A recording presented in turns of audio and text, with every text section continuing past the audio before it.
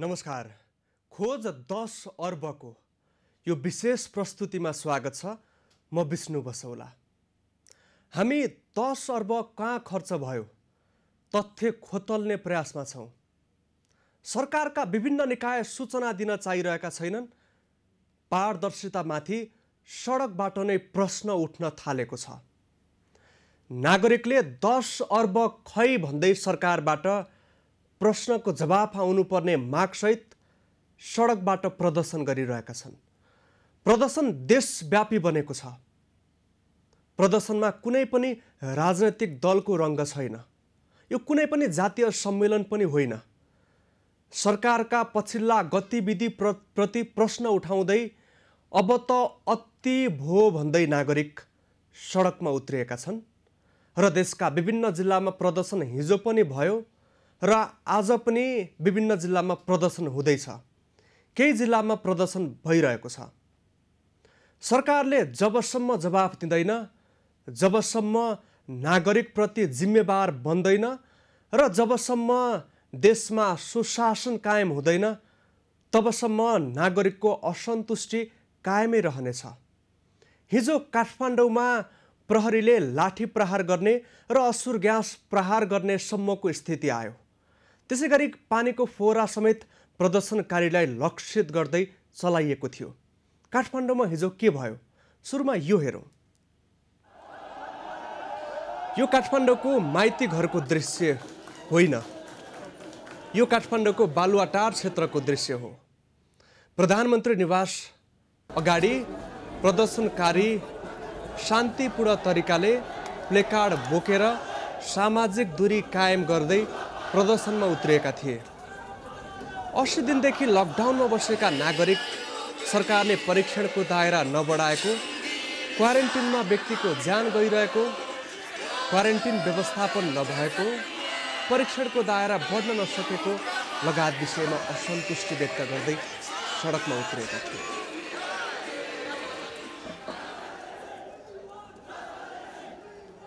नागरिकमा राष्ट्रप्रेमको भाव देखिन्थ्यो।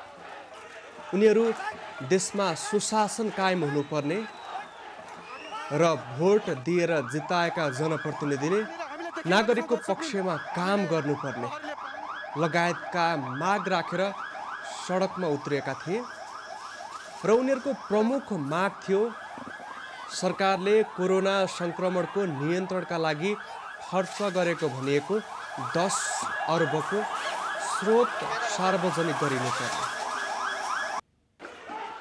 नागरिक शान्तिपूर्ण तरिकाले सडकमा उत्रिँदा प्रहरीले लाठी बर्साएको छ र यसलाई नागरिकले सहज रूपमा लिएका छैनन्। नेपाल प्रहरीका पूर्व वरिष्ठ अधिकारीहरूले पनि यो घटनाको निन्दा गरेका छन् र नागरिकको सडकमा निस्किन पाउने अवस्थाको सरकारले बन्देज लगाउन खोजेको र नागरिकको विरोध गर्न पाउने अधिकारलाई सरकारले कुण्ठित गरेको आवाज सबैतिरबाट उठिएको छ। देशव्यापी प्रदर्शन भएपछि गृह मन्त्रालयले हिजो बेलुका एउटा विज्ञप्ति जारी गरेको छ र लकडाउनको अवधिमा प्रदर्शन नगर्नको लागि आग्रह गरिएको छ र चेतावनी पूर्ण तरिकाले अब सडकमा प्रदर्शन भए सङ्क्रमण रोग नियन्त्रण ऐनको दफा 3 बमोजिम कारबाही प्रक्रिया अगाडि बढाउनका लागि जिल्ला प्रशासन कार्यालयलाई निर्देशन दिएको पनि सो विज्ञप्तिमा उल्लेख गरिएको छ र कारबाहीको लागि सरकार अब अघि बढ्ने पनि भनिएको छ। नागरिक यो असामान्य अवस्थामा यसै सडकमा उत्रिएका होइनन्। सरकारका पछिल्ला निर्णय, सरकारका पछिल्ला गतिविधि, सरकारको पछिल्लो शैली र सरकारले नागरिकका प्रश्नको जवाफ दिन नचाहेको अवस्थाको नागरिक तहबाट तीव्र विरोध भइरहेको छ र असन्तुष्टि व्यक्त गरिरहेका छन्। प्रतिनिधिमूलक थलो संसदमा प्रधानमन्त्रीले दिएको जवाफ नागरिकले कति पनि चित्त बुझाएका छैनन्। अहिले 10 अर्ब प्रमुखताको साथ उठेको छ। सम्बन्धित निकायले जवाफ दिन चाहिरहेका छैनन्। नागरिकले प्रश्न गरिरहेका छन्। नागरिकको सूचना पाउने अधिकार छ।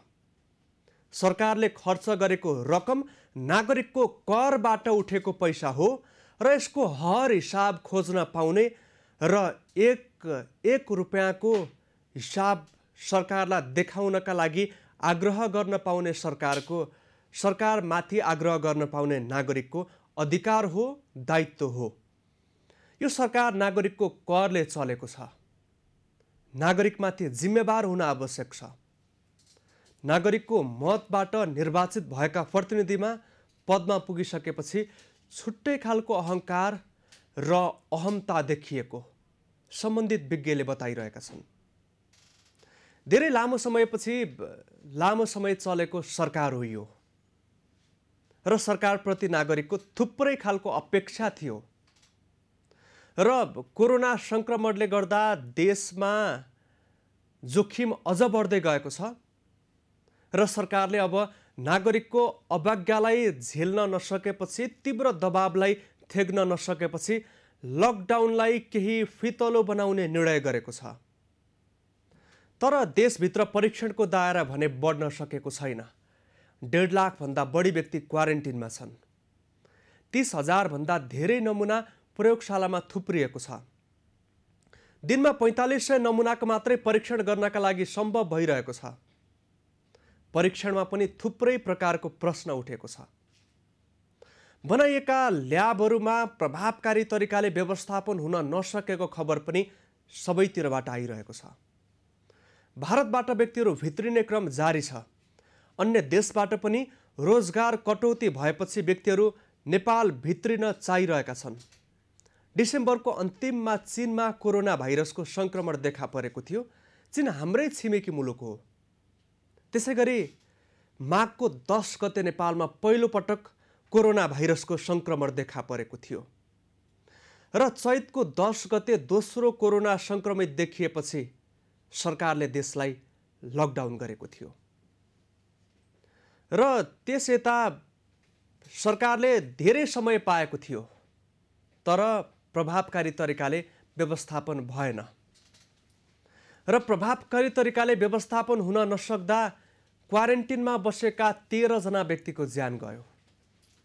समयमा परीक्षण हुन सकेको भए र व्यवस्थापन प्रभावकारी तरिकाले गर्न सकिएको भए यो मृत्युदर पक्कै घटाउन सकिने थियो। देशका विभिन्न जिल्लामा भेन्टिलेटर छैन। जिल्ला अस्पतालमा आइसोलेसन कक्ष छैन। दिनमा 3600 व्यक्तिको मात्रै परीक्षण गर्न सम्भव भइरहेको छ र परीक्षण गर्नका लागि स्थापना गरिएका मेसिनमा अत्यावश्यक सामग्रीको अभाव छ। जनशक्तिको पनि अभाव देखा परेको छ। सरकार नागरिकको जनस्वास्थ्यप्रति गैर जिम्मेवार बनेको नागरिक तहबाट प्रश्न उठेको छ। गोठ भन्दा पनि कमजोर संरचनामा क्वारेन्टिन बनाइएको छ र क्वारेन्टिनमा एउटा कोठामा 20 देखि 25 व्यक्ति सुत्नु पर्ने बाध्यता छ। सामाजिक दूरी कायम गर्न सम्भव भएको छैन। त्यहाँ व्यक्तिहरू बसिरहँदा उनीहरूलाई स्वास्थ्य कर्मीले समेत निगरानी गरेको अवस्था छैन। परीक्षणको दायरा बढ्न नसकेको एकातर्फ छँदैछ। अब क्वारेन्टिनमा बसेका व्यक्तिको पनि परीक्षण गर्न नसकिने सरकारले बताइरहेको छ। 21 दिनदेखि क्वारेन्टिनमा बसेका व्यक्ति जसको परीक्षण हुन सकिरहेको छैन, तर व्यक्तिहरू थपिँदै जाँदा उनीहरूलाई घर पठाउने कुनै पनि सुरसार भएको छैन। 21 दिन व्यक्ति बसेको क्वारेन्टिनमा फेरि 10 दिनपछि थपिएका व्यक्तिलाई पनि त्यहीँ पठाइएको छ र पछिल्लो 5 दिन यता नेपाल भित्रिएका व्यक्तिलाई पनि सोही क्वारेन्टिनमा पठाइएको छ। कोरोना संक्रमण एक व्यक्तिबाट अर्को व्यक्तिमा सजिलै सर्ने र श्वास प्रश्वासबाट सर्ने रोग हो। विश्व स्वास्थ्य संगठनले संक्रमणको लक्षण नदेखिएका व्यक्तिबाट संक्रमण नसर्ने बताइरहँदा नेपालमा यसको विपरीत अवस्था देखा परेको छ। धनगढीमा पहिलोपटक एकजना व्यक्तिबाट अर्को व्यक्तिमा नेपालमा कोरोना भाइरसको संक्रमण देखा परेको थियो, सरेको दाबी गरिएको थियो र संक्रमित भनिएका व्यक्तिमा संक्रमणको लक्षण थिएन। नेपालमा यस्तो प्रकारको अवस्था धेरै ठाउँमा देखा परेको छ र सरकार गम्भीर बन्न नसकेको, गैर जिम्मेवार बनेको नागरिकले आरोप लगाइरहेका छन्। यही बीचमा सरकारले 10 अर्ब खर्च गरेको दाबी गरेको छ र सरकारले खर्च गरेको भनिएको खर्चको स्रोतको नागरिक तहबाट सरकारसँग सोध्ने काम भएको छ। सरकारले 21 गते मङ्गलबार 10 अर्ब खर्च भएको दाबी गरेको थियो र एक हप्ता पछि प्रधानमन्त्रीले संसदबाट अहिले हिसाब गर्ने समय नभएको र अनियमितताका कुरा गर्न पाउँदा केही व्यक्तिहरू खुसी भएको र नागरिकहरूलाई उचालिएको अभिव्यक्ति दिएपछि नागरिक अहिले प्रधानमन्त्रीको अभिव्यक्तिप्रति पनि असन्तुष्ट बनेका छन्। सङ्घीय सरकारबाट 6 अर्ब 3 करोड, प्रदेश सरकारबाट 1 अर्ब 8 करोड, स्थानीय तहबाट 2 अर्ब 76 करोड खर्च भएको बताइएको छ। तर खर्चको स्रोत सार्वजनिक भएको छैन। नागरिक अहिले सडकमा उत्रिएका छन्। हामीसँग संवादको लागि सम्पर्कमा हुनुहुन्छ नागरिक समाजका अगुवा साथै अख्तियार दुरुपयोग अनुसन्धान आयोगका पूर्व प्रमुख आयुक्त सूर्यनाथ उपाध्याय। यहाँलाई स्वागत छ। धन्यवाद। अहिले नागरिक तहबाट यो 10 अर्बको विषयमा प्रश्न उठेको छ, कतिको स्वाभाविक छ? अब नागरिकको तर्फबाट कुरो उठाउनु त अब स्वाभाविकै भन्नु पर्यो। जनताले त उठाउँछन् नि, विभिन्न कुराहरू उठाउँछन्, त्यसलाई अन्यथा लिन हुँदैन। हामीले किन लिनु पर्यो र अन्यथा?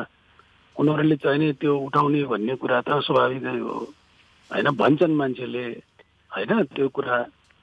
तर के भनेदेखि चाहिने अब यताबाट सरकारले चाहिने तुरुन्तै दिने भन्ने कुरा मोटामोटी रूपमा दिन सकिन्छ। अब सबै कुरा त दिन सकिँदैन नि, त त्यसको कता गएको छ, के गरेको छ, सबै कुरा।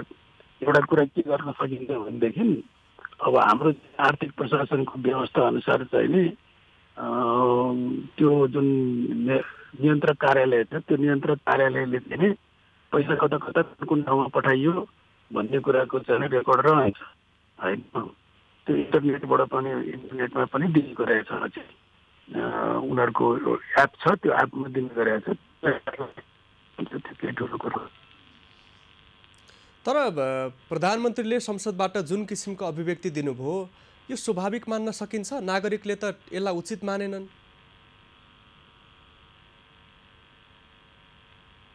सुरेश सर, मलाई सुन्दै हुनुहुन्छ? हामीसँग सूर्यनाथ उपाध्याय सम्पर्कमा रहनु भएको छ। अख्तियार दुरुपयोग अनुसन्धान आयोगका उहाँ पूर्व प्रमुख आयुक्त हुनुहुन्छ। नागरिक तहबाट प्रश्न उठ्ने अवस्था किन आयो? सरकारको पछिल्लो अभिव्यक्ति कतिको जिम्मेवार छ? नेपालमा खर्च प्रणाली किन पारदर्शी हुन सक्दैन? र यो कोरोना सङ्क्रमणको जटिल अवस्थामा मेडिकल सामग्री खरिद, विमान चार्टरदेखि लिएर सेनाले ल्याएको सामान ल्याउने प्रक्रिया र सेनाले ल्याएको खरिद प्रक्रिया, सेनाले गरेको सम्झौताको विषयमा पनि किन प्रश्न उठिरहेको छ?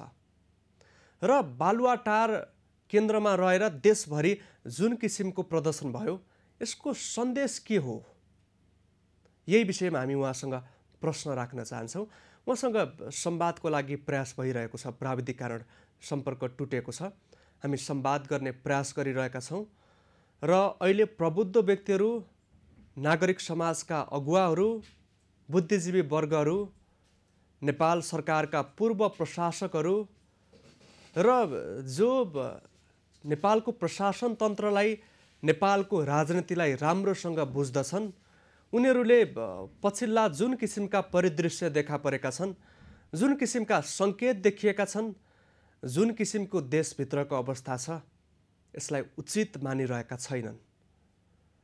अहिले करिब 2/3 मतका साथ सङ्घीय सरकारमा नेकपाको प्रतिनिधित्व छ र नेतृत्व छ। प्रदेश सरकारमा पनि 7वटा मध्ये 6वटामा नेकपाको नेतृत्वको सरकार छ।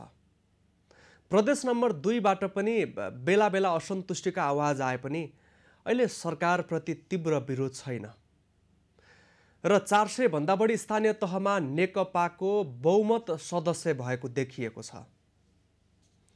र अहिलेको अवस्थामा सरकारबाट धेरै ठुलो अपेक्षा थियो, तर त्यो अपेक्षा पुरा नभएको भन्दै नागरिक अहिले स्वतस्फूर्त रूपमा सडकमा आएका छन्। र नागरिकहरूको पछिल्लो अभिव्यक्ति, उनीहरूको पछिल्लो भनाइ र उनीहरूको पछिल्लो अवस्था, उनीहरूले दिएका अभिव्यक्ति र उनीहरूले सार्वजनिक गरेका विषय हेर्दा सामान्य रूपमा लिन सकिने अवस्था नभएको बताइएको छ। हामीसँग फेरि पनि सम्पर्कमा हुनुहुन्छ सूर्यनाथ उपाध्याय, अख्तियार दुरुपयोग अनुसन्धान आयोगका पूर्व प्रमुख आयुक्त। हामी संवादलाई निरन्तरता दिउँ। अब यो यहाँले बताउनुभयो सबै सार्वजनिक गर्न नसके पनि मुख्य विषयलाई सार्वजनिक गर्न सकिने थियो। यो सार्वजनिक गर्न सरकारले किन ढिलाइ गरिरहेको छ र प्रधानमन्त्रीले संसदबाट जुन किसिमको अभिव्यक्ति दिनुभयो यसलाई त नागरिकले सामान्य तरिकाले हेरेनन् नि। होइन, यो यसो हो के भनेदेखि पैसा खर्च भएको भन्ने कुरा मोटामोटी भनिहाल्नुभयो उहाँले, होइन। अब चाहिँ नि अब कतिसम्मको डिटेल दिने हो, त्यो चाहिँ नि सरकारसित पैसा चाहिँ नि गएको अथवा कहाँ गएको सबै त्यो सङ्कलन भएर आइसकेका छैन होला, होइन। त्यसो भएको हुनाले यस्तो कुराहरू भएको हो। तर सकिन्छ त्यो दिनलाई कुनै गाह्रो कुरो चाहिँ जस्तो लाग्दैन मलाई। मोटामोटी कुरा त दिन सकिन्छ। अब उहाँले अहिले हिसाब गर्ने समय होइन, हिसाब गर्ने संयन्त्रका विषयमा पनि उहाँले कुरा गर्नुभयो के नागरिक तहबाट त्यो प्रश्न उठाउनुलाई सरकारले त्यसरी लिन मिल्थ्यो? होइन, मेरो भनाइ नि मतलब हाम्रो चाहिने खर्च गर्ने प्रणाली छ, एउटा चाहिने खास प्रणाली छ, त्यो अनुसार खर्च हुन्छ, त्यसको हिसाब राखिन्छ, त्यसको अडिट हुन्छ, इत्यादि इत्यादि त हाम्रो प्रणाली एउटा छँदैछ, होइन। यसमा कुनै शङ्कै भएन।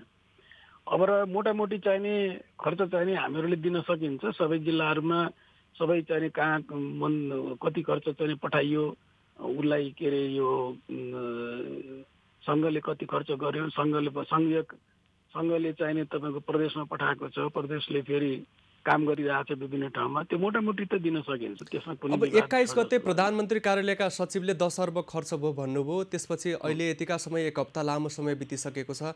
मोटामोटी खर्च यो समयमा सार्वजनिक गर्नको लागि यो पर्याप्त समय जस्तो देखिन्छ। सरकारले ढिला गर्नुलाई कुन हिसाबले बुझ्ने?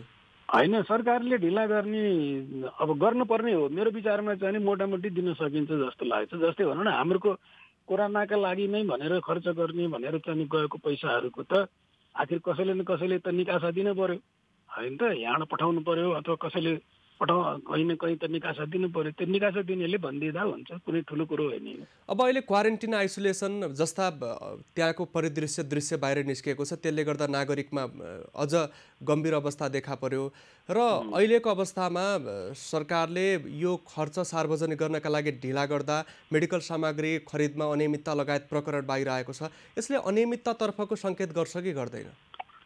होइन, अब एउटा कुरा के छ भने एउटा हामीले के बुझ्नुपर्ने जरुरी छ हाम्रो देशमा भनेदेखि हाम्रा सरकारी संयन्त्रहरू चाहिँ नि कमजोर छन्। यो चाहिँ नि पक्कै छ, यसमा कुनै शङ्का भएन। किनभनेदेखि स्थानीय निकाय अथवा चाहिँ तपाईँको प्रदेशमा जुन आर्थिक चाहिँ व्यवस्थापन हो, त्यो आर्थिक व्यवस्थापनमा लाग्ने कर्मचारीहरू, आर्थिक व्यवस्थापनका व्यवस्थाहरू, त्यो चाहिने कुराहरू धेरै कमजोर छ। किनभने पहिलोचोटि अब स्थानीय निकाय गठन भएको छ, प्रदेश सरकार पहिलोचोटि गठन भएको छ, त्यहाँ कर्मचारी कति छैनन् होलान्, कति कुरा चाहिँ अव्यवस्थित छ, होइन। कति कुरा यसरी कर्मचारी संयन्त्र अहिले सुदृढ हुँदै गएको संहिताको विषय त एकातर्फ छँदैछ। हाम्रो देशमा खर्च प्रणाली प्रभावकारी हुन नसकेको, यसमा विविध प्रकारको खर्च प्रणाली प्रभावकारी हुन नसकेको कारण चाहिँ हाम्रो खर्च गर्ने क्षमतामा कमी हो। हाम्रो चाहिने शासन प्रणाली चाहिँ नि हाम्रो यो सरकारको मात्रै होइन कि योभन्दा पहिले पनि हाम्रो के थियो, के छ भन्दाखेरि जुन विकास निर्माणका खर्चहरू छन्, होइन, त्यो चाहिँ त्यो खर्चहरू चाहिँ नि कम हुने र जुन चाहिँ दैनिक चाहिने कुराहरू छन् त्यो चाहिँ खर्च हुने हाम्रो खर्च प्रणालीमा खर्च गर्ने व्यवस्थामा थुप्रै खालको समस्या छ। तर खर्च पारदर्शितामा पनि थुप्रै प्रकारको प्रश्न उठ्छ। यहाँनिर सोझो अर्थमा भन्दा यो 10 अर्बमा अनियमितताको कुनै गुन्जाइस, कुनै सङ्केत छ कि छैन? होइन, सङ्केत नहुने त कुरै भएर नि अनियमितता त जहाँ पनि त हुनसक्छ नि, पहिले पनि भइराखेको हो, अहिले पनि हुन्छ। त्यो अनियमितता हुँदैन भन्न सकिँदैन। अनियमितता हो, सरकारले गठन गरेका सरकारबाट खर्च भएका कुराहरूमा अनियमितता भएकै कारणले मुद्दाहरू गइराखेका छन्। कति कुराहरू देखिराख्नु भएको छ, होइन। कति चाहिँ कर्मचारीहरू नै अनियमित किसिमले काम गरिरहेछन्, भ्रष्टाचार मुछिया छन्। त्यसकारण अनियमितता हुँदैन भन्ने कुरा छैन। अनियमितता हुन्छ, यसमा पनि होला, यसमा कुनै शङ्का छैन, यसमा पनि हुनसक्छ। सम्भवतः चाहिँ हतारमा गर्दा फेरि धेरै अनियमितता भएका होलान्, तर ती अनियमितताको छानबिनै हुँदैन या छानबिनै गर्न हुँदैन या छानबिन हुँदै हुँदैन भन्ने कुरा होइन। छानबिन हुन्छ, त्यो छानबिन गर्नुपर्छ र चाहिँ त्यसको उत्तरदायित्व कसको हो त्यो चाहिँ यकिन गर्नुपर्छ। यो मुद्दा अहिले 10 अर्बको विषयलाई सुरेश सर, अहिले अख्तियारको क्षेत्राधिकारभित्र पुग्न सक्छ कि सक्दैन? अख्तियारले यसलाई कसरी हेर्न सक्छ? होइन, अख्तियारले पुग्न सक्छ, नसक्ने त कुरै भएन नि। खालि प्रश्न के हो भन्दाखेरि अब हतारमा काम गर्दाखेरि चाहिँ अहिलेको ध्यान चाहिँ बढ्ता काम पहिले डेलिभरी दिने ध्यान हो होइन, पहिले डेलिभरीमा ध्यान हुनु पर्यो। तर साथसाथै अख्तियारले चाहिँ हेर्न सक्ने त सम्भावना अहिले पनि छ नि त। जस्तै भनौँ न, अस्तिको खरिद प्रक्रिया जुन छ, जस्तै भनौँ कि स्वास्थ्य मन्त्रालयले खरिद गरेको विषयमा अब त्यसमा अख्तियारले चाहिँ छानबिन गर्न सक्छ नि, नसक्ने कुरै छैन नि। अख्तियारको भूमिका त देखिएन नि अहिले त, खै त। अब बाहिर आएको अनुसार चाहिँ अख्तियारले चाहिँ केही कुराहरू सोधेको छ भन्ने कुरा चाहिँ सुनेको छु मैले होइन, पेपरमा पनि आयो त्यो कुराहरू भइराखेको छ भन्ने कुराहरू। तर चाहिँ तपाईँको अख्तियारले गरिराखे होला भनौँ। अब उसले उसको भूमिका चाहिँ त्यतिमा मात्रै सीमित भएको हो कि अथवा गरिरहेछ उसले, त्यो त हामी बुझ्न सक्दैनौँ। अहिले बाहिर आएको छैन केही पनि, तर अख्तियारले चाहेमा चाहिँ हेर्न नसक्ने कुरो पनि हुँदैन। ठिक छ, अब यो नागरिक समाजको अगुवा हुनुहुन्छ, नेपालका परिवर्तनलाई राम्रोसँग हेर्नुभएको छ। अहिले स्वतस्फूर्त रूपमा बालुवाटार केन्द्रित भएर देशभरि भएको यो प्रदर्शनलाई कसरी हेर्ने, यसको सन्देश के हो? यसको सन्देश के हो भन्दाखेरि हाम्रो सरकार चाहिँ नि ट्रान्सपरेन्ट हुनु पर्यो। हाम्रो सरकारले गरेका खर्चहरू, सरकारले चाहिँ नि केन्द्रीय सरकारले अथवा चाहिँ उत्तर प्रदेश सरकारले गरेका खर्चहरू मोर ट्रान्सपरेन्ट हुनु पर्यो। जनताले चाहिँ त्यो मागिरहेछन्, त्यो दिनु पर्यो। यसको रूप चाहिँ कस्तोसम्म हुन सक्छ, संक्षेपमा आकलन गर्न सकिन्छ? होइन, रूप त अब तपाईँको चाहिँ नि त्यो त फेरि पोलिटिकल कुरा भयो, के भयो कसो भयो, त्यो अनेक कुरा होला नि। यसमा चाहिँ नि पोलिटिकल चाहिँ नि कलर चाहिँ नि यसमा छैन भनेर त भन्न सकिँदैन। तर एउटा प्रश्न के हो भने म प्रशासकको दृष्टिकोणले, एउटा भ्रष्टाचारमा पहिले काम गरेको दृष्टिकोणले मैले के भन्न सक्छु भन्दाखेरि यदि मानिलिनुहोस् आज चाहिँ नि तपाईँको अनियमितता भएको छ भने पनि त्यो अनियमितताबाट चाहिँ छुटकारा चाहिँ पाउन सक्दैन मान्छेले, किनभने अडिटरले देख्न सक्ला अथवा चाहिँ तपाईँको मान्य अख्तियारले कारवाही गर्न सक्छ, नसक्ने कुरो केही पनि छैन। अहिले नै सुरुवात गर्न पनि सक्छ कारवाही, त्यसमा पनि कुनै शङ्का छैन। अहिले नै खर्च गरेको कुराहरूमा अहिले नै अख्तियारका चाहिँ निकायहरूले अनुसन्धान थाल्न सक्छ, नसक्ने कुरो भएन हगि। तर सम्पूर्ण देशको चाहिँ नि अहिले ध्यान चाहिँ नि कोरोनाको जसरी हुन्छ चाहिँ पहिले चाहिँ नि यसलाई निको पार्नु। ठिक छ, अब हामीसँग समय थोरै छ, यसलाई अन्तिम प्रश्न गर्न चाहन्छु। यो नागरिक तहबाट निकै यहाँ प्रति जिज्ञासा छ। अब यहाँ इपिजीको सदस्य रहनुभयो, संक्षेपमा जवाब चाहन्छु। सरकारले अहिले संविधान संशोधन प्रस्ताव संसदमा दर्ता गराइसकेपछि भारतसँग वार्ताको लागि ताकेता गरिरहेको समयमा फेरि सरकारले प्रमाण सङ्कलन गर्नको लागि, खोजबिन गर्नका लागि समिति गठन गर्यो। यसलाई कसरी लिने, संक्षेपमा बताइदिनुहोस् न। यो त ठिकै छ नि, यसले के, यो त राम्रै कुरा भयो नि। अब प्रमाण त सङ्कलन अलिअलि भइरहेकै छ। मैले पनि मेरो संयोजकत्वमा गठन भएको ले पनि प्रमाण आयोग गठन भएको चाहिँ एउटा प्रतिवेदन पनि उहाँ परराष्ट्र मन्त्रालयमा पुगेकै छ। अब नापी विभागले पनि विभिन्न विषयमा चाहिँ सङ्कलन गरेकै छ, परराष्ट्र मन्त्रालयसित पनि छ। अब यो चाहिँ जुन गठन गर्न खोज्या हो, यो चाहिँ मेरो दृष्टिकोणले यो उपयुक्त नै छ। किनभनेदेखि यसमा चाहिँ ब्रिटेनमा काम गरेका त्यहाँका चाहिँ लाइब्रेरीहरूमा पहुँच भएका मान्छेहरू पनि यसमा छन्, कानुनका मान्छे पनि यसमा छन्। त्यसपछि चाहिँ तपाईँको यस नापी विभागको पूर्व महानिर्देशक नै हुनुहुन्छ। त्यसपछि चाहिँ तपाईँको यो हाइड्रोलोजिस्टको दृष्टिकोणले हुन्छ हामीसँग समय थोरै भयो, संवादको लागि धन्यवाद दिन चाहन्छु। यसमा नकारात्मक दृष्टिकोण राख्नुपर्ने मैले कुनै पनि आवश्यकता देख्दिनँ। यो सरकारले चाहिँ जो सङ्कलन भइसकेका छन्, न जो सङ्कलन छैनन् त्यो फेरि खोज्छ नि त। यसले के भयो र, त्यसले के बिग्रियो र? यसलाई समय र संवादको लागि धन्यवाद दिन चाहन्छु। हामीसँग अख्तियार दुरुपयोग अनुसन्धान आयोगका पूर्व प्रमुख आयुक्त सूर्यनाथ उपाध्याय सम्पर्कमा रहनुभएको थियो। उहाँ भन्दै हुनुहुन्छ अख्तियारले यो विषयमा अनुसन्धान गर्न सक्छ र ढिला गर्न हुँदैन। 10 अर्बको खोज जारी रहनेछ, थप तथ्यसहित आउनेछौँ। हामीसँगै रहनुहोला।